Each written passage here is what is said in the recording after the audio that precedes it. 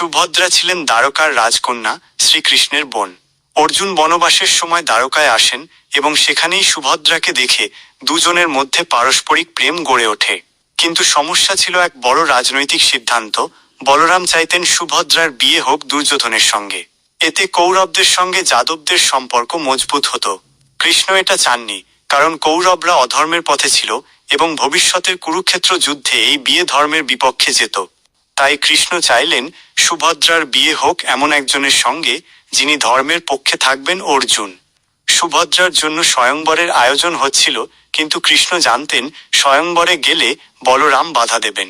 তাই কৃষ্ণ অর্জুনকে উপদেশ দিলেন, ক্ষত্রিয়দের জন্য এক প্রাচীন রীতি আছে যার নাম রাক্ষস বিবাহ।